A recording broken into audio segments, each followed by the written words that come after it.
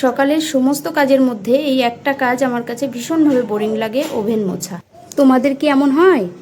Hello everyone, আশা করি তোমরা যে যেখান থেকে ভিডিওটি দেখছো সকলে ভালো আছো। তো এই ওভেনটা মোছা আমার কাছে বোরিং লাগে, তার কারণ এতটাই নোংরা হয় আর অনেকটা টাইম লেগে যায়। তো তার জন্যই খুব একটা ভালো লাগে না, কিন্তু কিছু করার নেই, এটা তো রোজগার কাজ, করতেই হবে। আর রান্না করার আগে একটু পরিষ্কার পরিচ্ছন্ন না হলেও ভালো লাগে না। তো মোছামুছি করে এদিকে ফ্রিজে মাছ ছিল, সেটা বার করে নিয়েছি। বাটা মাছ, এটা কালকে রাতে আমাদের এখানে একজন কাকা নিয়ে এসেছিলো বাড়ির সামনে, তো ওখান থেকে নিয়েছিলাম। বড় বড় বাটা মাছ দেখে নিয়েছি, কিন্তু বাছার সময় দেখছিলাম খুব একটা ভালো হয়নি। তো রাতে আর কিছু করিনি, ফ্রিজের মধ্যে রেখে দিয়েছিলাম, কেন রান্না হয়ে গেছিলো। আর এখন এই বার করেছি, রান্না করবো আজকে দুপুরে। আর এদিকে বাজার থেকে এনেছিল পটল, তো আজকে পটল দিয়ে মাছ দিয়ে রান্না করব, আর বাটা মাছের অল্প করে একটু ঝোল করব। আর চিকেন রান্না হবে, কিন্তু চিকেনটা এখন আনেনি, বাজারে গিয়েছে আনতে। আর মাছটা আমি জল দিয়ে রাখছি, যেহেতু বরফ হয়ে আছে, জল দিয়ে রাখলে তাড়াতাড়ি বরফটা ছেড়ে যাবে।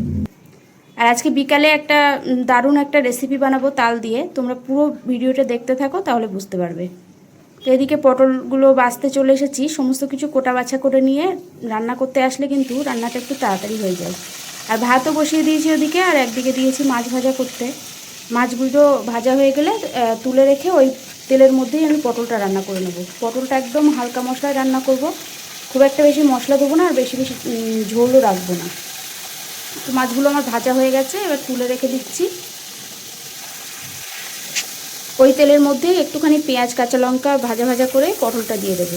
তো দেখি পেঁয়াজটা দেখো দিয়ে দিয়েছি, আর পটলটাও দিয়ে দিচ্ছি, পেঁয়াজ ভাজা হয়ে গেছে। আর এদিকে আমার বাজার থেকে চলেও এসেছে, চিকেন নিয়ে এসেছে, আর বলেছিলাম যে আলু পেঁয়াজ এগুলো সব শেষ হয়ে গেছে, আদা, তো সবগুলোই নিয়ে এসেছে দেখছি। তো এগুলো পরে আমি গোছাবো, এখন আপাতত চিকেনটা আমার পরিষ্কার করতে হবে, চিকেনের জন্য মশলা রেডি করতে হবে, অনেকগুলো কাজ আছে। যেদিন যেদিন বাজার থেকে মাছ আনে না, সেদিন আমার বাড়িতে একদম আমার মেয়েরা খেতেই চায় না।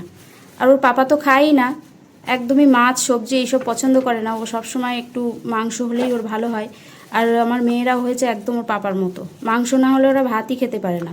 তো মাংসটাই আমাদের বাড়িতে বেশিরভাগ হয়, তারপরেও একটু মাছ খেতে ইচ্ছে করে, তার জন্যই মাঝে মাঝে একটু মাছ কিনি, কিন্তু সেই দেখা যায় ওরা আর খায় না, মাছটা আমাদেরকেই খেতে হয়। আমাদের মানে আমি আর আমার শাশুড়ি দুজনে মিলেই খাই।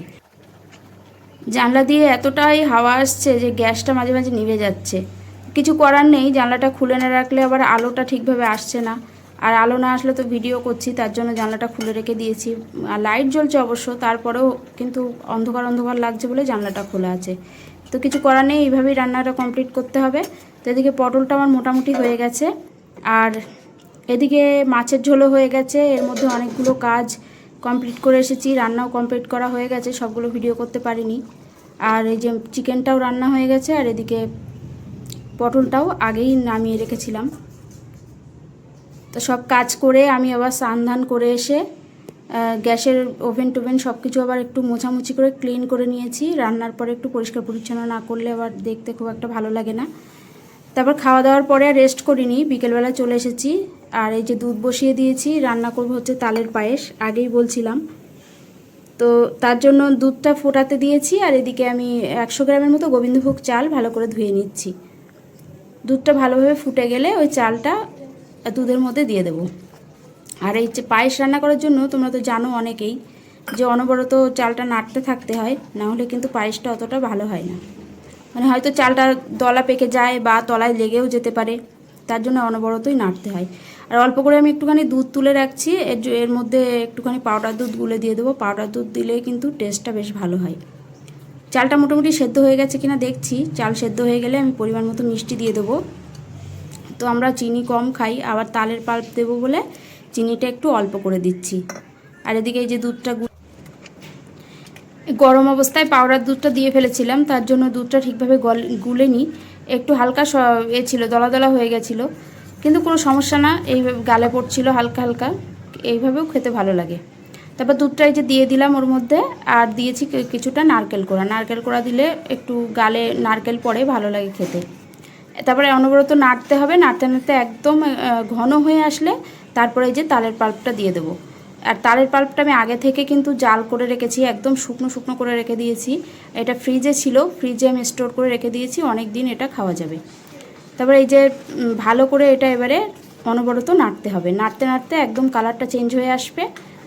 তারপরে এর মধ্যে যা যা পরিমাণ মতো নুন চিনি যদি লাগে দিয়ে একটু চেক করে নিতে হবে। দেওয়ার পরে নামিয়ে নিতে হবে। তো দেখো কি সুন্দর কালার এসেছে আর একদম ঘন হয়ে এসেছে। নামানোর পরে ঠান্ডা হয়ে গেলে কিন্তু আরও একটু জমে যাবে। এখনও গরম আছে, তো আরও একটু বসে যাবে। আর এটা ফ্রিজে রেখে খেতে খুব সুন্দর টেস্ট হয়। আর উপর থেকে কয়েকটা কিশমিশ ছড়িয়ে দেব, দেখতে ভালো লাগবে, আবার কিশমিশ মুখে পড়লে খেতেও ভালো লাগবে। তো আজকের মতো ভিডিওটি এই পর্যন্তই। ভালো লাগলে অবশ্যই লাইক কমেন্ট শেয়ার করে দিও, আর আমার পাশে থেকো, চ্যানেলটি সাবস্ক্রাইব করে দিও। টাটা।